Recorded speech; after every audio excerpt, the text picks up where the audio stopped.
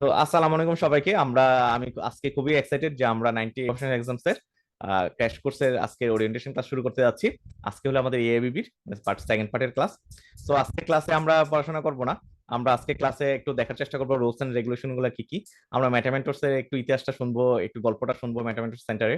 তারপর আমরা একবার শেষের দিকে কিছু ম্যাথামেটিক্স সেন্টার আসলে কিভাবে আমরা পুরো কোর্সটা কন্ডাক্ট করবো, কি কি টেকনিক অ্যাপ্লাই করবো, একটা স্যাম্পল আমরা আজকে ক্লাসে বোঝার চেষ্টা করবো।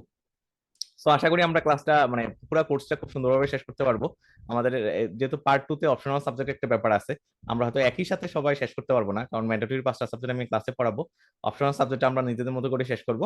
সো তারপরও আমাদের অপশনাল সাবজেক্টেও যদি আমরা হ্যান্ড নোট প্রোভাইড করতেছি, ওইটার সাথেও আমরা আসি, ম্যাথামেটিক্স আছে আপনাদের সাথে। সো আমরা সুন্দরভাবে কোর্সটা শেষ করে ভালো করে পরীক্ষা দিব। যেহেতু আমাদের কোর্সের নাম দিয়েছি যে একসাথে সবগুলো সাবজেক্ট পাস করার, সো আশা করি আমরা সবগুলো সাবজেক্ট একসাথেই পাস করতে পারবো। সো আমরা ক্লাসে চলে যাই। তো শুরুতে হলো আমি ব্যাংকিং প্রফেশনাল এক্সাম, এটা নাম দিয়েছি প্রথম প্রচেষ্টাতেই ব্যাংকিং ডিপ্লোমা সব বিষয় পাস করার চ্যালেঞ্জ।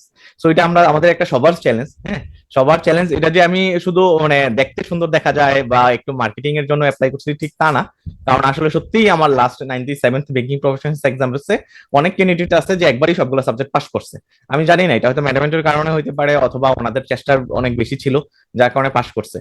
সো আমি হয়তো নামগুলো মেনশন করতে পারি না, বা আমার ফেসবুক পেজে গ্রুপে হয়তো আমি নামগুলা পুট করে বলতে পারি না যে ওনারা পাস করছে, প্রাইভেসি কিছু ইস্যু থাকে, হ্যাঁ। সো এইটা বাট কিন্তু আমি ওদের সাথে ওনাদের সাথে কথা হয়, ওনারা খুবই হ্যাপি যে ম্যাথামেটিক্সের যে হ্যান্ডনোট গুলো ছিল খুব শর্ট এন্ড প্রিসাইজ ছিল, ক্লাসগুলো খুব সুন্দর ছিল, আহ, যেগুলা অনেক হেল্প করছে ওনাদেরকে একবারই পাস করার জন্য। আমাকে একজনে কমেন্টস করছে যে উনি শুধু ফ্রি ক্লাস গুলো দেখে পাস করছে। সো এটা আমার জন্য খুব মানে খুশির সংবাদ যে আমি যে ফেসবুকে ফ্রি ক্লাস গুলা দিচ্ছি ওইগুলো অনেকের কাজে আসছে। সো আমি একবারে শুরুতে অনেকেই যদিও আমার পরিচয়টা জানেন, তারপর আমার পরিচয়টা একটু দিচ্ছি যে আমি মোহাম্মদ সমীর উদ্দিন। আমি এমবিএল অ্যাসেট ম্যানেজমেন্টের চিফ এক্সিকিউটিভ অফিসার হিসেবে আছি।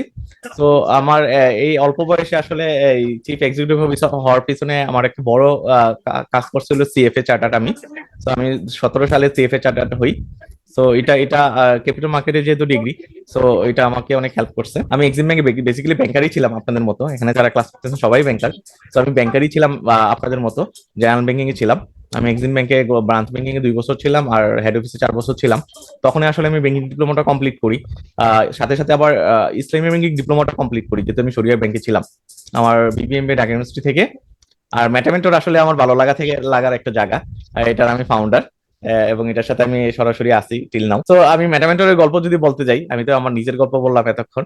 আমি যদি ম্যাথামেটিক্সের গল্প বলতে যাই, যেহেতু আপনি ম্যাথামেটিক্স সেন্টারে ক্লাস করতেছেন, আপনি হ্যান্ডবুক গুলো পড়তেছেন, তো এটা পেছনের গল্পটা একটু শোনাটা মনে হয় ভালো লাগবে আপনাদের। যে আসলে আমি 96, আমি তো সিএফএ পাস করছি 2017 সালে। তো 23 সাল পর্যন্ত আসলে ওইরকম অন্য কোনো ডিগ্রিও করা হয় নাই, আমি কেরিয়ার নিয়ে ব্যস্ত ছিলাম, বা অন্য এক্সট্রা জবের পাশাপাশি অন্য কিছু করা হয় নাই। বাট 2023 সালে আমার একটা অপরচুনিটি ছিল যে 10 মিনিট স্কুলে ক্লাস নেওয়ার। সো আমি ওই অপরচুনিটি মিস করি নাই, যখন আমার কাছে অফারটা আসছে আমি এটা লুফে নেই। আমি 10 মিনিটে জয়েন করি ক্লাস নেওয়ার জন্য। আমি ব্যাংকিং ফার্স্ট পার্ট ওয়ানের 6টা সাবজেক্টের ভিতরে 3টাই আমি নেই, আসলে অনেকটা উইলিংলি নেই যে হ্যাঁ 3টা সাবজেক্ট আমি আমি কভার করব। তো ওইখানে একটা ছিল কি, ক্যান্ডিডেটদের একটা রিকোয়ারমেন্ট ছিল যে হ্যান্ড নোট প্রোভাইড করার জন্য। তো আহ, আমি ইউনিভার্সিটি লাইফ যেমন অনেক কোচিং করছি, কোচিং ক্লাস নিতাম, সাইফোর্সে ক্লাস নিতাম, স্টুডেন্ট পড়াইতাম। তো স্টুডেন্ট পড়ানোটা একটা ভালো লাগা ছিল, মানে এডুকেশন সেক্টরটা কাজ করাটা একটা ভালো লাগার জায়গা ছিল আমার তখন থেকেই। যদিও মাঝখানে লম্বা একটা গ্যাপ ছিল, আমি 2010 সালের পর থেকে আসলে পড়াশোনার সাথে জড়িত ছিলাম না, যেহেতু সিএফএ নিয়ে অনেক ব্যস্ত ছিলাম।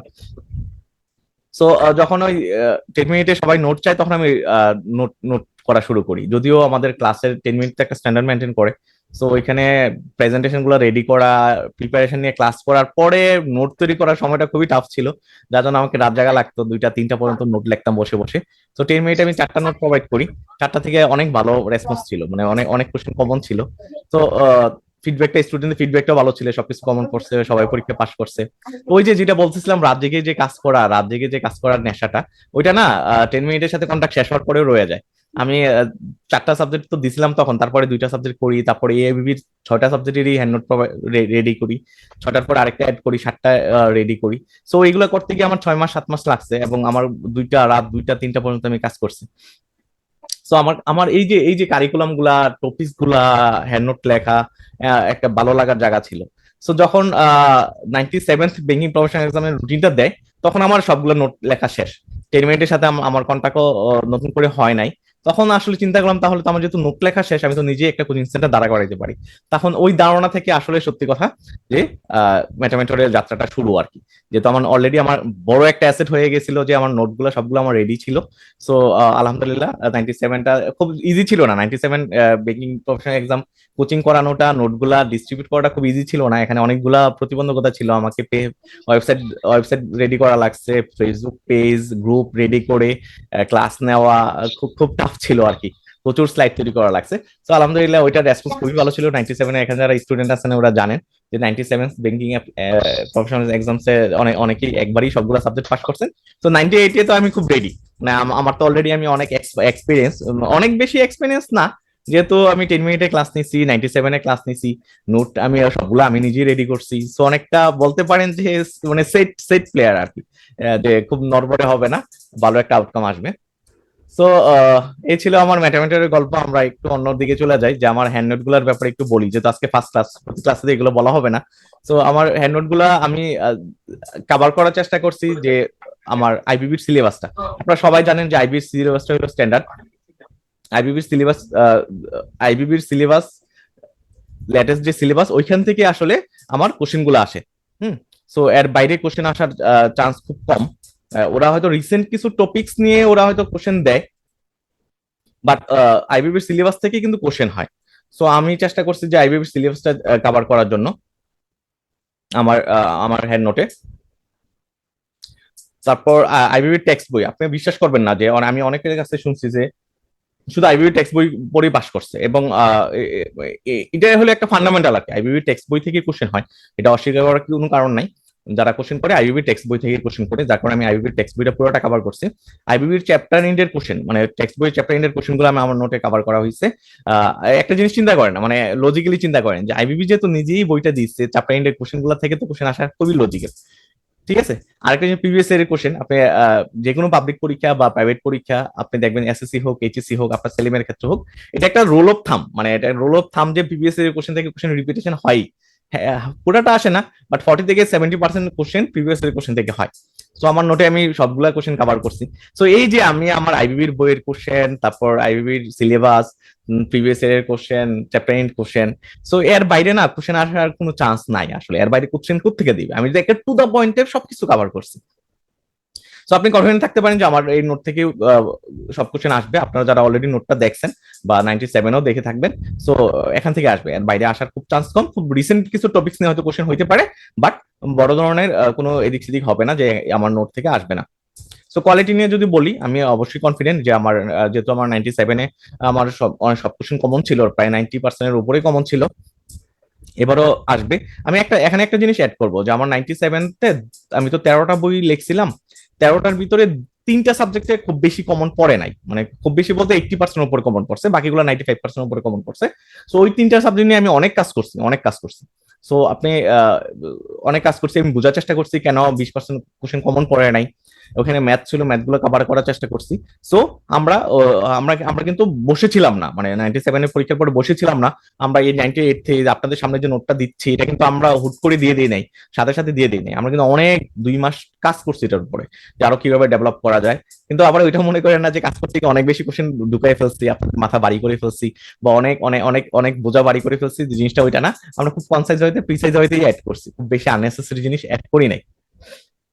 2 নম্বর ক্যারেক্টার কোয়ালিটি হলো আমার বইয়ের যে ইজি টু আন্ডারস্ট্যান্ড। আপনি দেখবেন যে খুব সহজ ভাষায় লেখা। ঠিক আছে। খুব মানে বুঝতে খুব সমস্যা হয় না আর কি।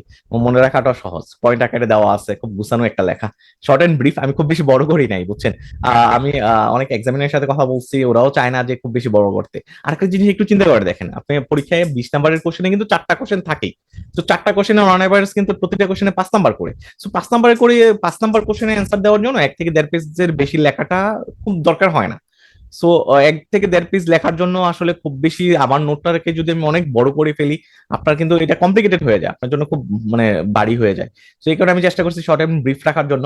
তো অনেকের মনে হইতে পারে যে আমি বেশি কম করে লিখে ফেলছি, অনেকে মনে হইতে পারে অনেক বেশি লিখে ফেলছি, বাট আমরা একটা স্ট্যান্ডার্ড মেনটেন করছি, কারণ আসলে নোটগুলো তো সবার জন্য আসলে। হ্যাঁ, আপনারা যারা ক্যান্ডিডেট আপনাদের ক্যাপাসিটি এক একজনের এক এক রকম, বাট আমরা তো আসলে একটা ইনস্টিটিউট, আমরা আমরা তো একটা কোচিং মানে একটা স্ট্যান্ডার্ড মেনটেন করা দরকার হয় আসলে, সবাইকে এট এ টাইম সবাইকে অ্যাটেনশন দেওয়া দরকার হয় না, বাট আমরা একটা স্ট্যান্ডার্ড মেনটেন করছি যেটা একটা ভালো একটা স্ট্যান্ডার্ড। এনশিওর একুরেসি, আমরা একুরেসি এনশিওর করার চেষ্টা করছি। আপনি বিশ্বাস করবেন না, আমার আমার যে হ্যান্ডনোটগুলো কোনো গ্রামাটিক্যাল মিস্টেক পাবেন না, কোনো ইরিলিভেন্ট অ্যান্সার পাবেন না, যে আমার কোশ্চেন করছে একরকম বা বাংলাদেশ ব্যাংকের সার্কুলার থেকে কোশ্চেন করছে, আমি আমার আমার মতো করে একটা অ্যান্সার লিখে দিচ্ছি, জিনিসটা এরকম হয় নাই। আপনি কনফিডেন্ট থাকেন, আপনি যদি বিশ্বাস না হয় আপনি ক্রস চেক করে দেখতে পারেন। সো আমরা চেষ্টা করছি খুব একুরেটলি নোটটা লেখার জন্য। আর যেটা আমি অলরেডি বলছি, কিন্তু নোটে কিন্তু থার্ড এডিশন, এটা যদি 4টা নোটের, আর বাকি নোটগুলো সেকেন্ড এডিশন। সো আমরা কিন্তু অনেক কিছু চেঞ্জ করছি, অনেক কারেকশন করছি যাতে একুরেসি আনার জন্য। লাস্টে হলো নো আননেসেসারি কোশ্চেন, আমি কোনো আননেসেসারি কোশ্চেন রাখি নাই, কোনো সিলেবাসের বাইরে কোশ্চেন রাখি নাই, আইবিবি চ্যাপ্টার ইন্ডের কোশ্চেনের বাইরে কোনো কোশ্চেন রাখি নাই। আমার কাছে মনে হয় না যে এগুলো খুব দরকার আছে, যেগুলো দরকার, যতটুকু দরকার, যতটুকু দরকার ওটুকু আমি এখানে পেস করার চেষ্টা করছি, যার কারণে কিন্তু নোটটা সবার কাছে গ্রহণযোগ্য হয়েছে। খুব শর্ট টাইমে কিন্তু সবার একটা অ্যাকসেপ্টেন্স পাইছে, এটা তো আমি আমি মানে আমার এখান থেকে বসে আমি বুঝতে পারতেছি। সো আমি লাইভ ক্যাশ কোর্স, আমি নোটের ব্যাপারে বললাম এতক্ষণ, আমি একটু লাইভ ক্যাশ কোর্স ব্যাপারে একটু বলি। লাইভ ক্যাশ কোর্সে আমরা যে বিবিতে 15টা ক্লাসের মাধ্যমে শেষ করবো, আপনাদের 11টা ক্লাসের মাধ্যমে শেষ করবো। আজকে একটা ইন্ট্রোডাক্টরি ক্লাস, আর বাকি 10টা ক্লাস হবে কোর একটা সাবজেক্ট ওয়াইজ ক্লাস। ওই 10টা ক্লাসে আমরা পুরো কোর্সটা শেষ করবো। আমরা প্রত্যেকটা সাবজেক্ট, প্রত্যেকটা ক্লাস পাওয়ার পয়েন্ট প্রেজেন্টেশনের মাধ্যমে হবে। আপনি বিশ্বাস করেন, পাওয়ার পয়েন্ট প্রেজেন্টেশন খুবই রিচ হবে। আমার ভিডিওগুলো যদি দেখে থাকেন, আমার ফেসবুক পেজে ভিডিও সেকশনে তো দেওয়া আছে, দেখবেন যে প্রত্যেকটা পাওয়ার পয়েন্ট প্রেজেন্টেশন খুবই রিচ, খুব গুছানো, খুব প্রিসাইজ ওয়াইটা দেওয়া আছে, যাতে আমাদের ক্লাসগুলো নিতেও সহজ হবে। আমরা প্রিভিয়াস ইয়ারের কোশ্চেন গুলো আমার ওয়েবসাইটে দেওয়া আছে, তো আমার নোটের শেষে 2 বছরের কোশ্চেন দেওয়া আছে প্রিভিয়াস ইয়ারের। হ্যাঁ, বাট আমার এই ওয়েবসাইটে কিন্তু 2 বছর না আরো বেশি দেওয়া আছে। তো আপনাদেরকে রিকোয়েস্ট করব যে আপনি আমার ওয়েবসাইট থেকে প্রিভিয়াস ইয়ার কোশ্চেন ডাউনলোড করবেন। কারণ একটা জিনিস কি, ধরেন আপনি যে কোনো পরীক্ষায় প্রিভিয়াস ইয়ারের কোশ্চেনটা একটা স্ট্যান্ডার্ড আর কি। আপনি প্রিভিয়াস ইয়ারের কোশ্চেনটা যদি আপনি একটু ফলো করেন, একটু দেখেন, আপনি একটা ক্লিয়ার পিকচার পেয়ে যাবেন কোশ্চেন প্যাটার্নটা কিরকম হয়। সো আপনাদের সবাই সাজেস্ট করবো, যেহেতু আপনাদের ডিপ্লোমা তো পাস করা লাগবে প্রমোশনের জন্য, সিরিয়াস না হওয়ার কোনো সুযোগ নেই। সো সিরিয়াস হওয়ার জন্য যে যে ইন্ডিকেটর গুলো, যে যে টেকনিক গুলো আপনাকে অ্যাপ্লাই করা লাগবে, সবগুলো টেকনিক অ্যাপ্লাই করবেন। সো আপনি শুরুতেই প্রিভিয়াস এর কোশ্চেন গুলো একটু কাটাকাটি করবেন, কোশ্চেন প্যাটার্নটা দেখার চেষ্টা করবেন, ঠিক আছে? তারপর আপনি পড়াটা শুরু করবেন। Any other support for preparing exam, আপনাদের যে কোনো সাপোর্ট আমি আমি দিতে রাজি আছি, যদি আমার পক্ষে সম্ভব হয় আর কি, ঠিক আছে? সো এই এই আমার কোর্সের মূল কথা। আমি ফ্রি মেটেরিয়াল নিয়ে একটু কথা বলি। আপনারা তো সবাই আমার ক্যান্ডিডেট, আমার কোর্সে আছেন, ম্যাথমেটিক্সের সাথে আছেন। তো আপনাদের নিয়ে কোনো কোশ্চেন নাই, বা আপনাদের কলিগ যারা আছে, আপনার ফ্রেন্ড যারা আছে, ফ্রি মেটেরিয়াল আমার ওয়েবসাইটে কিন্তু প্রত্যেকটা সাবজেক্টের ফার্স্ট চ্যাপ্টার আমি পিডিএফ আকারে দেওয়া আছে। সো আপনি চাইলে ওখান থেকে ডাউনলোড করে ওনাদেরকে দিতে পারেন, যে পুরো কোর্স না কিনুক, পুরো নোটটা না নিক, ফার্স্ট চ্যাপ্টারটা দেখুক, দেখে যদি ভালো লাগে তখন অর্ডার করুক। ওইখানে প্রিভিয়াস এর কোশ্চেন গুলো আপনি দিতে পাচ্ছেন। সো ওইখান থেকে আমি রিকোয়েস্ট করবো সবাইকে, আপনি রেফার করবেন সবাইকে, যাতে ওইখান থেকে ডাউনলোড করে। সরি, আমি একটু তো যেটা বলতেছিলাম যে ফ্রি ম্যাটেরিয়াল গুলো ওইখান থেকে ডাউনলোড করবেন, অন্যদেরকে রেফার করবেন, যাতে অন্যরা উপকৃত হয়। আমার হ্যান্ড নোট বাই করার ক্ষেত্রে আপনি দুইভাবে বাই করতে পারে, আপনারা অলরেডি অবশ্য জানেন। তারপরে বলতেছি যে আমার ওয়েবসাইটে www.mathematicscenter গিয়ে ওইখান থেকে আপনি আমার কোর্স বা নোট বাই পারচেজ করতে পারেন, অথবা আমার যে হোয়াটসঅ্যাপ নাম্বারটা, ওইটা আমি কারেন্টলি ডিল করতেছি, আপনি হোয়াটসঅ্যাপ নাম্বারে এসএমএস করে অর্ডার দিয়েও আপনি কি করতে পারেন, এটা নোট এবং কোর্স কালেক্ট করতে পারেন। প্রাইসের ব্যাপারে একটু বলি, হ্যাঁ। আমি আমি যদিও প্রাইস ব্যাপারে কথা বলতে একটু শাই ফিল করি, প্রাইসটা আসলে আমি একটা একটা স্ট্যান্ডার্ড মেনটেন করছি, হ্যাঁ। সো আমি যখন বইগুলো লিখি রাত জেগে, আমার তো তখন এটা একটা ভালো লাগার, আসলে ভালো লাগা না থাকলে এত বড় কাজ করা সম্ভব না, আপনি বুঝতেই পারতেছেন যে আমি 11টা সাবজেক্টের ক্লাস নেওয়ার জন্য প্রায় আমাকে 3000 স্লাইড তৈরি করা লাগতেছে। আমার 13টা সাবজেক্টে প্রায় আমি 1500 পেজ লিখছি, 1500 হবে না, সরি, প্রায় 1100 পেজ লিখছি। সো 1100 বা 1300 পেজ লেখা, এটা একটা খুব বড় একটা কাজ। সো আসলে আমার আমার ভালো লাগা জায়গা ছিল, আমার ভালো লাগা ছিল ওই টপিকস গুলোর সাথে, পড়াশোনার সাথে, যার কারণে কিন্তু সম্ভব হয়েছে এগুলো লেখা।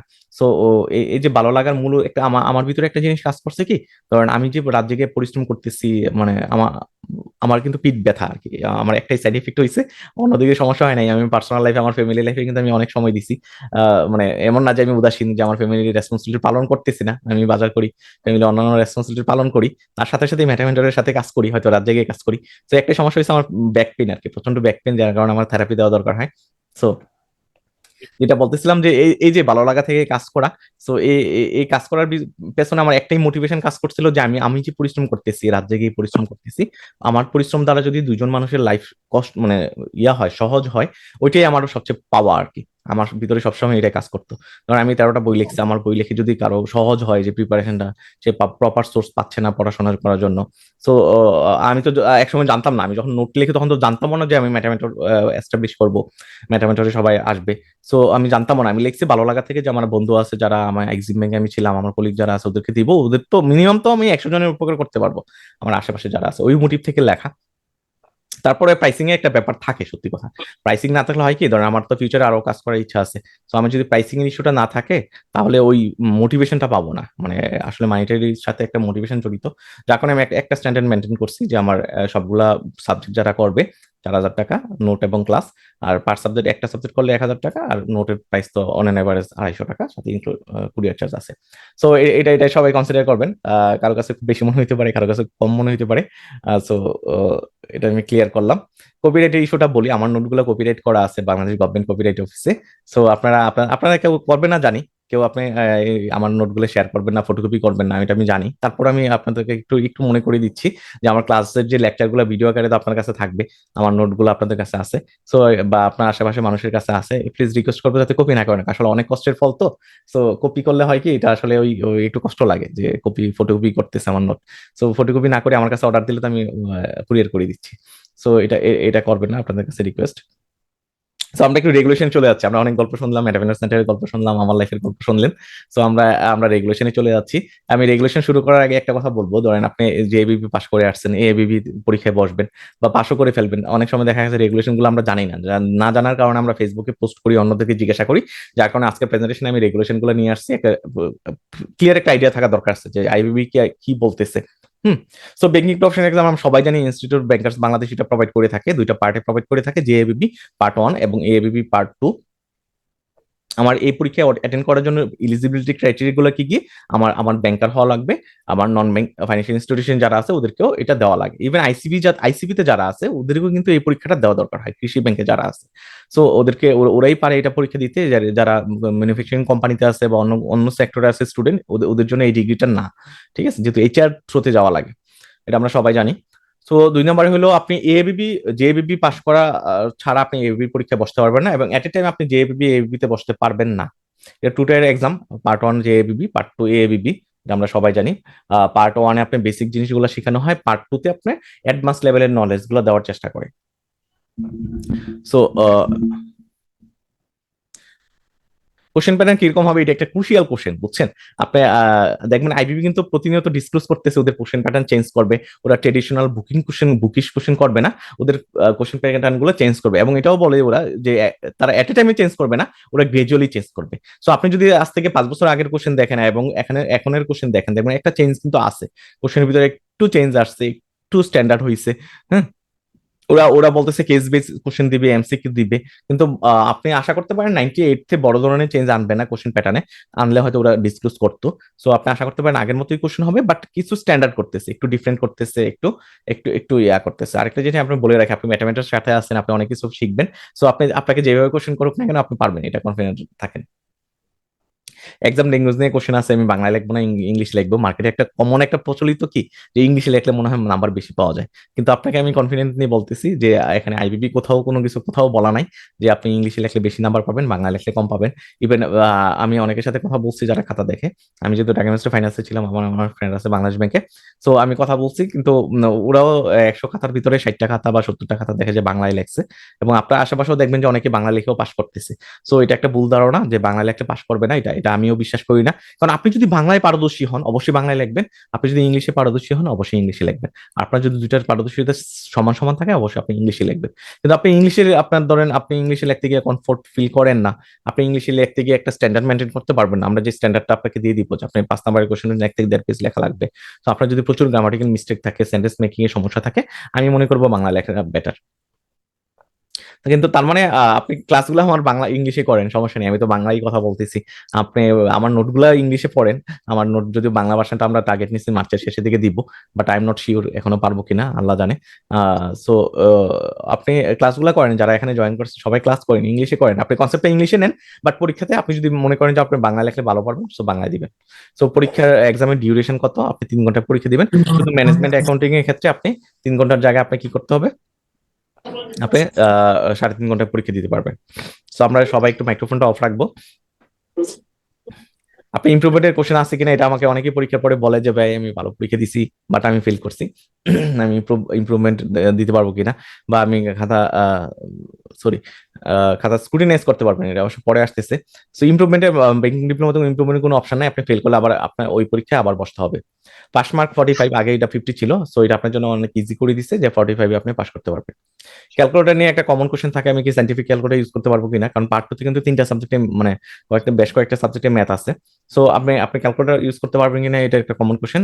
আইবিবি যেটা বলতেছে আপনি সিম্পল ক্যালকুলেটর ইউজ করতে পারবেন, বাট সাইন্টিফিক বা ম্যাথমেটিক্যাল ক্যালকুলেটর ইউজ করতে পারবেন না। আপনার আদার ইনস্ট্রাকশনে হইলো আপনি আপনি এটা কিন্তু আইবিবি খুব স্ট্রিক্টলি বলে দেয় পরীক্ষার আগে, ওরা ডিসক্লোজ করে যে আপনি পরীক্ষা হলে কোনো মোবাইল বা কোনো বই খাতা নিয়ে যাওয়া যাবে না। সো আমি যেটা করতাম, আমি নিয়ে যেতাম, একটা ব্যাগে করে নিয়ে যেতাম, আপনার ক্লাসরুমের সামনে রাখতাম। সো আপনি চাইলে এটা করতে পারেন, আবার আপনি বাসায় সবকিছু রেখে যেতে পারেন। বাট এই সময় এসে আসলে সারাদিন মোবাইল ছাড়া থাকাটা খুব টাফ, কারণ ফ্যামিলির বাইরে থাকাটা রিস্কি মনে হয়। মোবাইলটা আমার ক্ষেত্রে মনে হয় সাথে রাখাই বেটার। সো আপনি এটা টেকনিক অ্যাপ্লাই করতে পারেন বাই ইউর ওন রিস্ক, আপনার আপনার রিস্কে আর কি।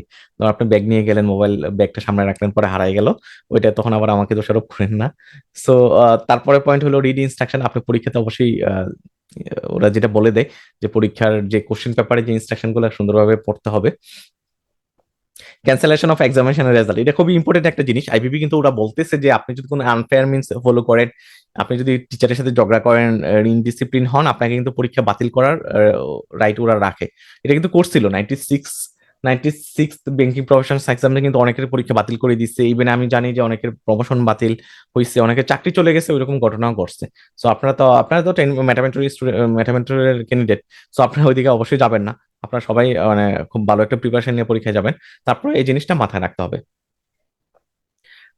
রেজাল্টটা আসলে আইবিবির ওয়েবসাইটে পাবলিশ করে, এখানে ব্যাংক ওয়াইজ লিস্ট দেওয়া থাকে এবং আবার কনসোলিডেটেড একটা লিস্ট দেওয়া থাকে, আপনি রেজাল্টের পর ওইখানে দেখতে পাবেন। আমি আমি আমি যেহেতু মেন্টর, সো আমি রেগুলার দেখে থাকি, ওদের ওয়েবসাইটে খুব সুন্দরভাবে এটা পাবলিশ করে থাকে। যদিও ওয়েবসাইটে রাশ থাকে, হ্যাঁ।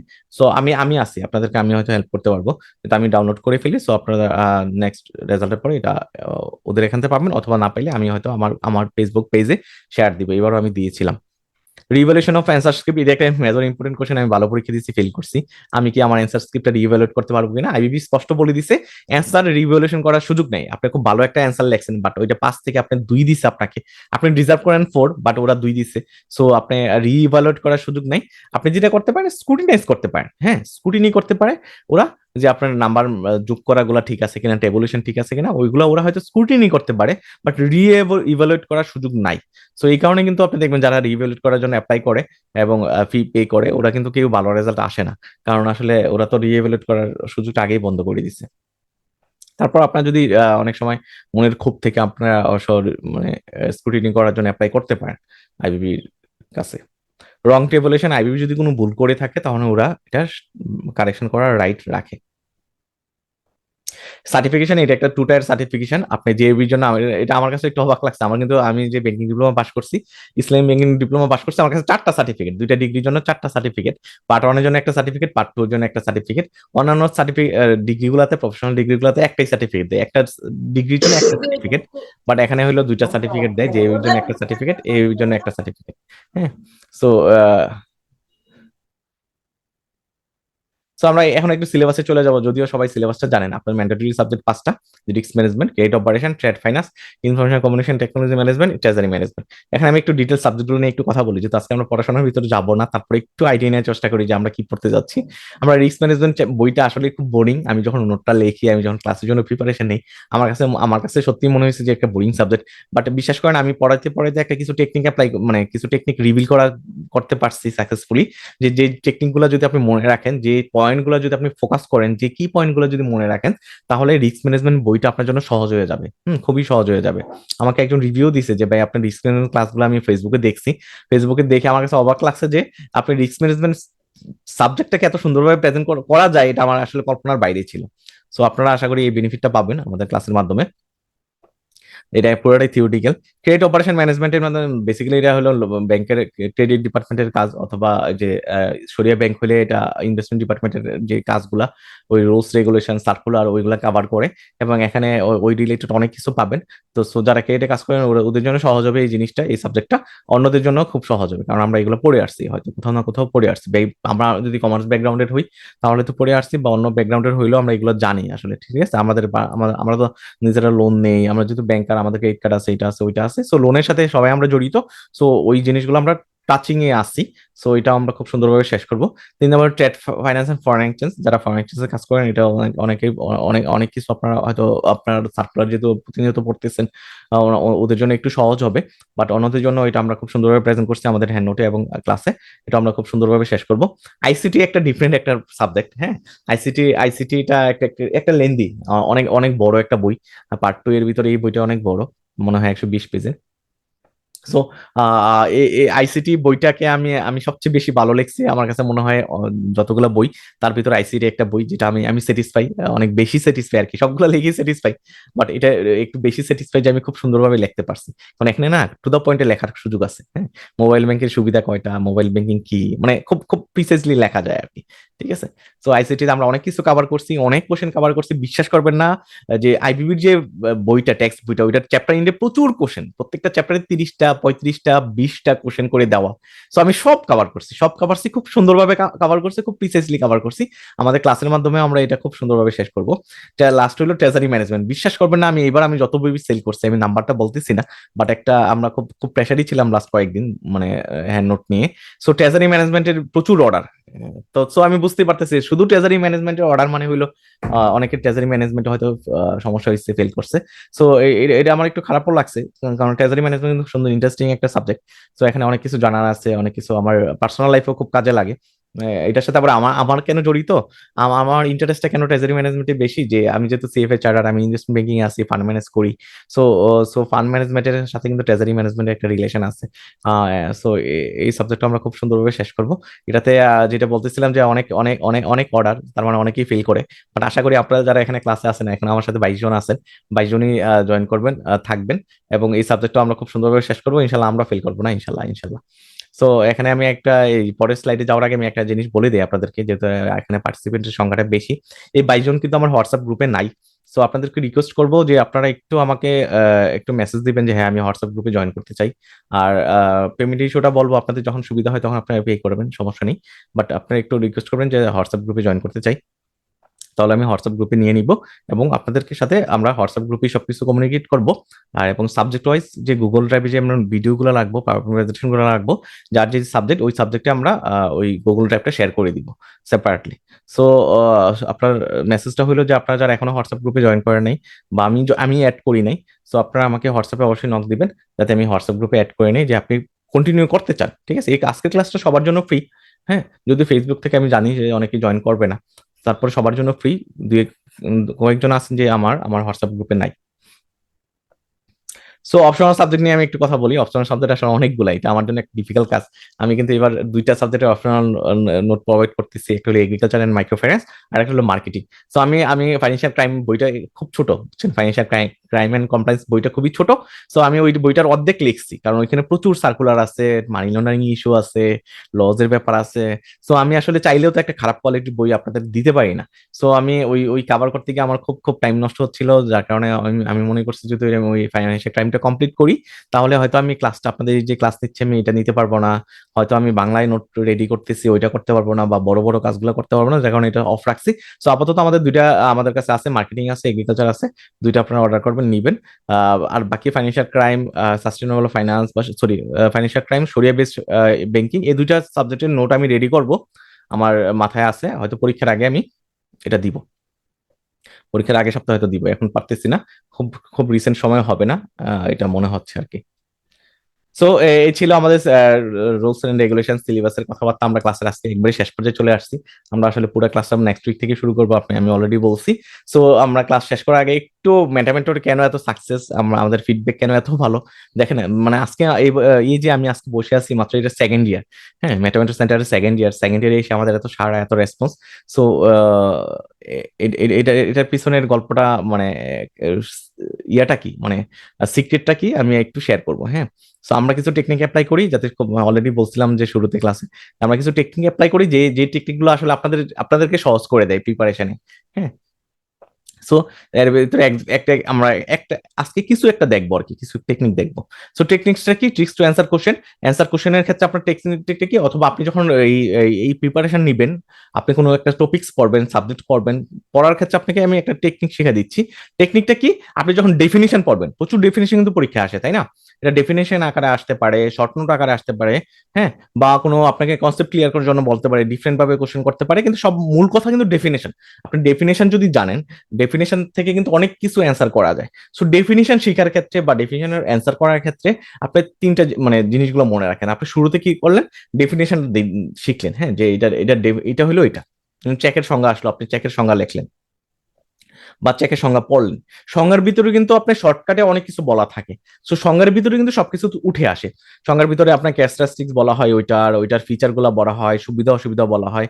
সো এগুলো চলে আসে। সো আপনি সংজ্ঞাতে যেগুলো শর্টলি বলছেন, এটা আপনি সেকেন্ড প্যারাতে আপনি একটু ডিটেল বললেন। যেমন চেকের সংজ্ঞা আসলো, চেক চেক হইলো কি, আমার ক্লায়েন্ট কি করে ব্যাংকে ইনস্ট্রাকশন দেয়, যে ব্যাংকে ইনস্ট্রাকশন দেয় কোনো স্পেসিফিক ব্যক্তি অথবা বিয়ারকে একটা নির্দিষ্ট পরিমাণ অ্যামাউন্ট পে করার জন্য, তাই না? সো এই সংজ্ঞাতে এটা বললো। আপনি সেকেন্ড প্যারাতে বললেন যে চেকের দুইটা পক্ষ থাকে, এক পক্ষ হলো আমার কি কাস্টমার, আরেক পক্ষ ব্যাংক, এবং কাস্টমার ইনস্ট্রাক্ট করতেছে ব্যাংক রে। আপনি ডেফিনেশনে যে কথাটা বলছেন ওইটা কিন্তু প্যারাফ্রেজ করে ঘুরে আপনি ডিটেলে লিখতে পারেন। ঠিক আছে, ডিটেলে লিখতে পারেন। তারপর এডিশনাল ইনফরমেশন দিলেন যে আমার চেক কত প্রকার হইতে পারে, আপনি কিন্তু এটা ডেফিনেশন লিখতে পারেন। যে আমার একটা চেক ক্রস চেক হইতে পারে, ক্রস চেক হইতে পারে, তখন নন ক্রস চেক হইতে পারে, নর্মাল চেক হইতে পারে। ওগুলো কিন্তু আপনি থার্ড প্যারাতে লিখতে পারেন। তারপর 4 নম্বর একটা এক্সাম্পল দিলেন। এক্সাম্পল কি হইতে পারে, ধরুন আপনি যদি চেকের ছবি একটা ছবি আঁকলেন, ছবি এঁকে আপনি দিয়ে দিলেন, তাহলে কিন্তু এক্সামিনার বুঝবে যে আপনি আপনি অ্যান্সারটা খুব সুন্দরভাবে করছেন। আপনি চেকের ডেফিনেশন আপনি কিন্তু 5-এ 4 পাবেন।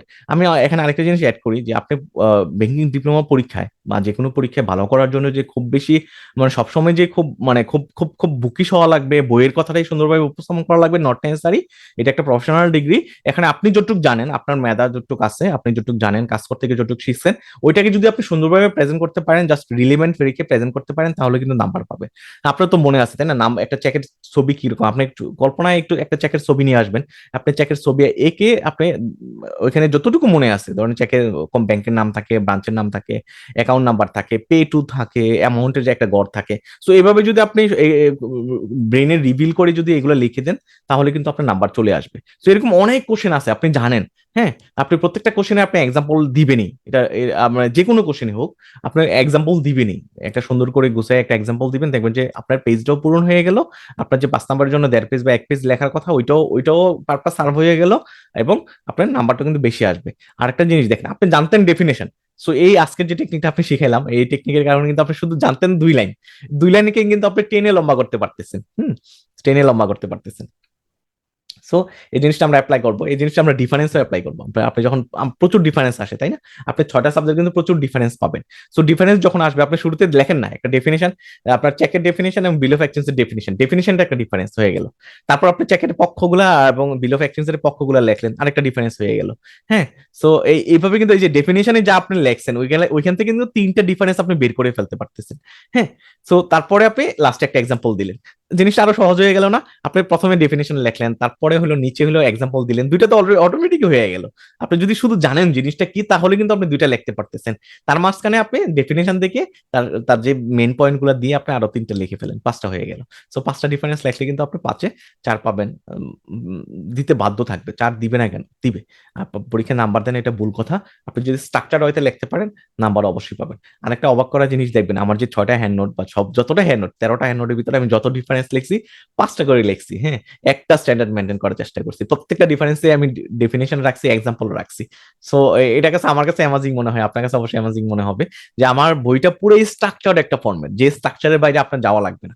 যতটুকু দরকার শুধু ওটুকু লিখছি। সো আমি প্রত্যেকটা ডিফারেন্স এই দুইটা জিনিস লিখছি, সো আপনার আপনার পড়তে সহজ হবে আমি আশা করি। এবার আসি, আমি তো শিখাইছি আপনাকে টিপস টেকনিক শিখাইছি কি লেখার জন্য, ডেফিনেশন লেখার জন্য এবং ডিফারেন্স লেখার জন্য।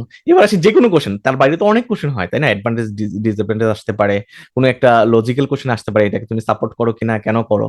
সো এরকম কোশ্চেন প্রচুর আসে তাই না। সো যে কোনো কোশ্চেনই আসুক না কেন, আপনি একটা একটা কমন থিওরি ফলো করবেন। এক নাম্বার হলো write about what about you are going to explain. আপনি শুরুতেই বললেন যে আমি এটা এক্সপ্লেন করতে যাচ্ছি। সো এটা বললে কিন্তু আপনার 2 লাইন হয়ে গেল, আপনার লেখাটা একটু বেশি হয়ে গেল। আমাদের কিন্তু বয়স হয়ে গেছে, ওইরকম বয়স না হইলেও আমাদের এই যে আমরা সকাল সন্ধ্যা জব করে কিন্তু ব্রেন কাজ করে না। হ্যাঁ, এটা ম্যাক্সিমাম ক্ষেত্রে আপনিও বিলিভ করবেন ব্রেন কাজ করে না, আগের মতো মনে রাখতে পারি না, পড়াশোনা করার ধৈর্য নাই। হ্যাঁ, সো তারপর আমাকে ব্যাংকিং ডিপ্লোমা দেওয়া লাগবে, বাংলাদেশ ব্যাংক বাধ্যতামূলক করে দিছে। সো এটার থেকে বাঁচার কোনো ওয়ে নাই, আমার প্রমোশন লাগবে, সবই লাগবে। সো তার জন্য কি করতে হবে, আপনাকে টেকনিক অ্যাপ্লাই করতে হবে। টেকনিক গুলা কি কি, আপনি আইডিয়া নিবেন, কনসেপ্ট মানে আপনি আপনি আপনি আইডিয়া নিবেন, আপনার নোট থেকে ক্লাস থেকে আপনি কনসেপ্ট গুলো ক্লিয়ার করে ফেলবেন, যাজরা করে ফেলবেন, কনসেপ্ট ক্লিয়ারে কোনো ঘাটতি রাখবেন না। আপনার মুখস্থ করার দরকার নেই, টু দ্য পয়েন্টে হওয়ার দরকার নেই, বাট জিনিসটা আপনি জানেন, আপনি এটাকে এনশিওর করতে হবে যে হ্যাঁ আমি এটা জিনিসটা জানি। হ্যাঁ, আপনার ট্রেজারি ম্যানেজমেন্ট, ট্রেজারি ফাংশন গুলা, এটা সেটা প্রচুর কনসেপ্ট আছে তাই না, সার্কুলার নিয়ে প্রচুর কোশ্চেন আছে। সো আপনি জিনিসগুলো জানবেন, কনসেপ্ট গুলো ক্লিয়ার করবেন, দেখবেন লেখা অটোমেটিক হবে। ঠিক আছে, সো যেটা বলতেছিলাম, এক নম্বর পয়েন্ট আপনি কি নিয়ে লিখতে যাচ্ছেন ওইটা লিখবেন, তাহলে কিন্তু 2টা লাইন হয়ে গেল। ঠিক আছে, তারপর আপনি main discussion type advantage disadvantage, আপনি টু দ্য পয়েন্টে যে জিনিসটা চাইছে সে ওইটা তুলে দিবেন। আপনার সুবিধা চাইলে 5টা সুবিধা লিখে ফেলেন, অসুবিধা চাইলে অসুবিধা 5টা লিখে ফেলেন। আপনি যে জিনিসটা সে কোশ্চেনে চাইছে এটা শুরুতে লিখবেন। শুরুতে আপনি যদি ধরেন আপনি যদি শুরুতেই যদি ঘুরায় পেঁচায় লেখেন, এক্সামিনার মনে করবে যে সেই জিনিসটা পারে না। তো আপনাদেরকে সাজেস্ট করবো, আপনার যখন পড়াশোনা করবেন তখনও মাথায় এটা রাখবেন যে আমি শুরুতে জিনিসটা লিখে দিব, এবং আপনি পরীক্ষা হলে কি করবেন, যে শুরুতে যে জিনিসটা চাইছে ওইটা বসায় দিবেন।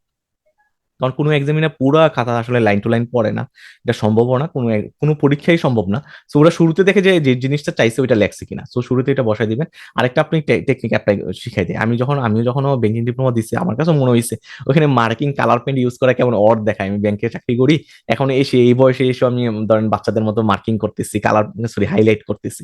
সো কিন্তু না, আমি পরে দিয়ে অ্যানালাইসিস করে দেখছি না, হাইলাইট করাই লাগবে, এটা এটা ব্যাংকিং প্রফেশনাল হোক, যে কোনো পরীক্ষা হোক, কারণ এক্সামিনারের চোখে যাতে পড়ে যে সে চাইছে সুবিধা লেখো, তুমি এইটার সুবিধা লেখো। তো আপনি যদি কালার পয়েন্ট দিয়ে হাইলাইট করে দেন, হাইলাইট করলে কিন্তু তার চোখে পড়লো, হ্যাঁ ঠিক আছে, তো সে নাম্বার কিন্তু দিয়ে দিবে অটোমেটিকলি। কিন্তু আপনি হাইলাইট না করেন, পয়েন্ট না লেখেন, নিচে যদি দাগ না দেন, লাইন টানা না টানেন, তাহলে কিন্তু তার চোখে পড়বে না, সে কিন্তু নাম্বারটা কম মানে কম আসতে পারে আর কি অনেক ক্ষেত্রে। তারপর 4 নাম্বার হলো রাইট অপোজিট অফ ইট। আপনি কিন্তু কোশ্চেন আপনার অনেক সময় কিন্তু 7 নাম্বারের যদি কোশ্চেন হয়, আপনাকে 5 নাম্বার ক্রস করলে কিন্তু 2 পেজ লেখা লাগবে।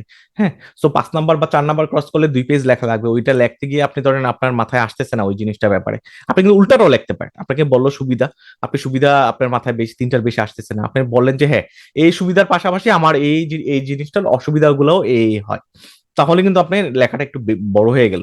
টেনে লম্বা করা আর কি, আপনাদের কিছু টেকনিক শিখাচ্ছি, টেনে লম্বা করা পরীক্ষা ভালো করার কিন্তু এটা খুব ভালো একটা টেকনিক।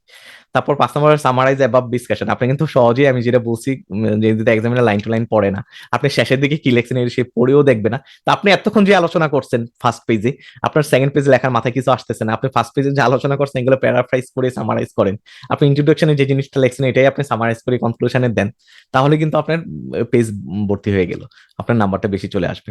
বিশ্বাস করেন এই জিনিসগুলো অ্যাপ্লাই করে আমাকে পরীক্ষার পর অনেকেই বলছে, শনিবার ক্লাসে বা আপনি যে টিপস এন্ড টেকনিক গুলো দিছিলেন ওইগুলো আমি লিখছি, ওইগুলো অ্যাপ্লাই করছি পরীক্ষা হলে, আমার মাথায় ছিল আমার লিখতে হবে।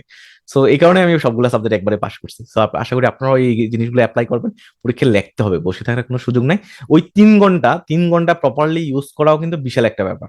হুম, আর এখন যেটা আপনাদেরকে বলবো, এখনের সময় হলো প্রিপারেশন নেওয়া। আপনি সব পড়বেন, এই যে ক্লাসের শুরুতে যেটা আলোচনা করতেছিলাম সব পড়বেন, সমস্যা নাই তো। আপনি এখন এখন পড়তে তো সমস্যা নেই, আপনি সামারাইজ করেন, সাজেশন করেন, পরীক্ষার পরে পরীক্ষার আগে করেন।